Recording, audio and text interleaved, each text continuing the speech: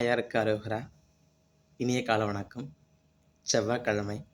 நம்ம இன்னைக்கு பார்க்க போற பதிவு என்னன்னா, பங்குனி உத்திரம். பங்குனி உத்திரத்தன்னைக்கு முருகப்பெருமான் நம்ம வழிபடணும். அதுக்கு நம்ம என்ன பண்ணணும்னா, முதல்ல 6 நாள் நோன்பு இருக்கணும். செவ்வாய், புதன், வியாழன், வெள்ளி, சனி, ஞாயிறு. இந்த 6 நாள் நோன்பு இருந்து 6வது நாள் அன்னைக்கு நீங்க முருகப்பெருமானை வழிபடணும். முருகப்பெருமானை வழிபடுறதுக்கு முன்னாடி நீங்க என்ன பண்ணணும்னா, எந்த தலத்துக்கு போக போறீங்க அப்படின்னு முடிவு பண்ணணும். திருத்தணி. திருத்தணியிலே தான் முருகப்பெருமான் வள்ளி தெய்வானையோட காட்சி தரக்கூடிய இடம். ரொம்ப சிறப்பான இடம். அந்த இடத்துக்கு நீங்க போனீங்கன்னா, எனக்கு என்ன பிரச்சனைன்னா, எனக்கு கணவரோடயே சேர்ந்து இருக்க முடியல. என்னுடைய மனைவியோட சேர்ந்து இருக்க முடியல.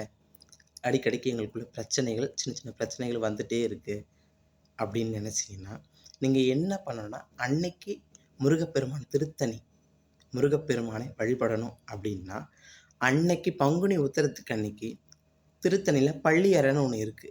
பள்ளி அறைக்கு நீங்க போகும்பொழுது, பால், பழம் வாங்கி குடுக்கணும். முருகப்பெருமானுக்கு நீங்க குடுக்கணும். முருகப்பெருமானுடைய தரிசிக்க வந்த பக்தர்களுக்கு நீங்க தனியா குடுக்கணும். நீங்க அப்படி குடுத்தீங்க, முருகப்பெருமானை அப்படி பார்த்தீங்க, அந்த தம்பதிகள் பார்த்தீங்க, ஆணாக இருந்தாலும் சரி, பெண்ணாக இருந்தாலும் சரி, இருவர்ல யாராவது ஒருத்தர் பார்த்தாலும் சரி, எனக்கு இந்த மாரி பிரச்சனை இருக்கு, எங்களுக்குள்ள ஒரு ஒத்துமை வேணும் அப்படின்னு நீங்க கேட்டீங்கன்னா, நிச்சயமாக நம்மளுடைய பிரச்சனைகள் எல்லாம் தீரும். நம்மளுடைய தம்பதிகளுக்குள்ள நம்ம ஒத்துமையா இருப்போம். எந்த ஒரு சூழ்நிலைகள் வந்தாலும் யாரையும் நாம விட்டுக் கொடுக்க மாட்டோம். கணவனை நாம் விட்டுக் கொடுக்க மாட்டோம். மனைவியை நாம் விட்டுக் கொடுக்க மாட்டோம். இருவரும் எப்பொழுதுமே ஒற்றுமையாகத்தான் இருப்போம். அதனால தானே சொல்றேன், இந்த பங்குனி உத்திரத்தன்னைக்கு பள்ளி அறை பூஜையில் எல்லோரும் கலந்து கொள்ளுங்கள்.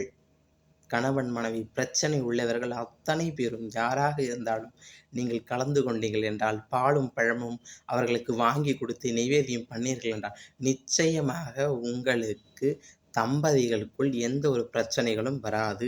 எல்லோரும் நலமாக இருப்பீர்கள். இது பங்குனி உத்திரத்திற்கு நிச்சயமாக செய்யுங்க. உங்களுடைய நண்பர்களுக்கு இதை பகிருங்க. அண்ணாமலையாருக்கு அரோகரா.